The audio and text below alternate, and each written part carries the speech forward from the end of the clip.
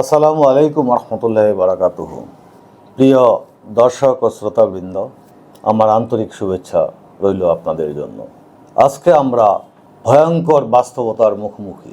আমাদের শিক্ষা ব্যবস্থা একটি নীরব সংকটে ডুবন্ত, অন্ধকারে আচ্ছন্ন একটি ভয়ঙ্কর পরিস্থিতি। প্রতি বছর শেষে আমাদের দেশে ৫৭ লক্ষ ছাত্রছাত্রী পড়াশোনার উদ্দেশ্যে স্কুলে গমন করে।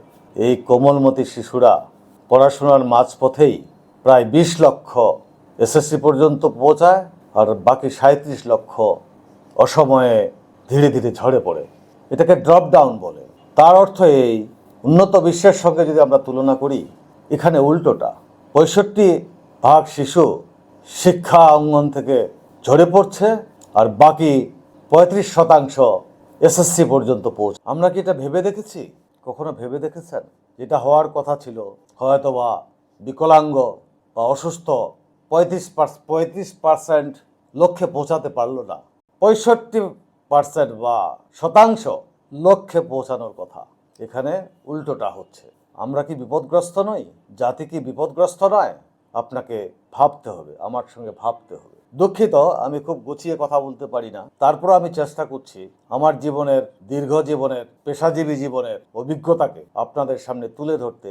আপনারা এক্ষুনি এই ব্যাপারে সতর্ক হন। ঝরে পড়া শিক্ষার্থীরা পড়ে যায় অদক্ষ শ্রমবাজারে, অল্প বয়সে বিয়ের ফাঁদে বা অপরাধের ঝুঁকিতে। অনেকেই জড়িয়ে পড়ে মাদক, কিশোর গ্যাং ও রাজনৈতিক অপব্যবহারে। ফলে সমাজে বাড়ে দারিদ্র্য, বৈষম্য এবং সামাজিক অব্যবস্থা। অর্থনীতিতে সৃজনশীল জনশক্তির ঘাটতি তৈরি হয়। বিদেশিদের উপর আমাদের নির্ভরতা বেড়ে যায়। আইন শৃঙ্খলা পরিস্থিতি অবনতি ঘটে। ধর্মীয় মূল্যবোধ থেকে বিচ্যুত হয়ে পড়ে। পরিবার ও সমাজে নেমে আসে দায়িত্বহীনতা। বর্তমান শিক্ষা ব্যবস্থায় মুখস্থ ও পরীক্ষা নির্ভর মূল্যায়ন পদ্ধতি চলছে। জীবনের সাথে সংযোগহীন এই লেখাপড়া বা শিক্ষা কোনো মতেই দক্ষতা গড়ে তুলতে পারে না।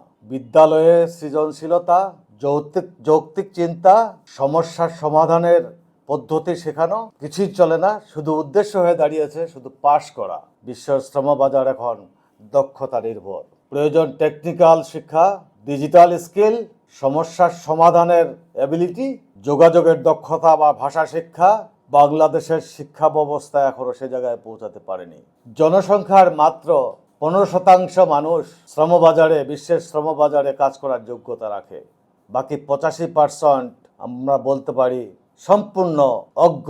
শুধুমাত্র সার্টিফিকেট বহন করা ছাড়া তাদের কোনো কিছু নেই। এখন আমাদের উপায় কি?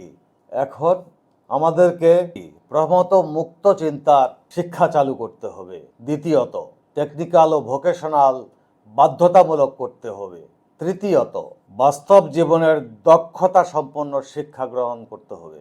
চতুর্থত শিক্ষাকে বা বিদ্যালয়কে রাজনীতি মুক্ত করতে হবে। পঞ্চমত শিক্ষকদের প্রশিক্ষণ ও মান উন্নয়ন করতে হবে। এই পরিবর্তনই পারে জাতিকে দক্ষ করে গড়ে তুলতে। সময় এখনই। শিক্ষা শুধু উন্নতির চাবিকাঠি নয়, এটি জাতির আত্মা এবং প্রাণ। প্রাণ ছাড়া জাতি ধ্বংস হয়ে যাবে। জাতিকে বাঁচান, শিক্ষাকে বাঁচান।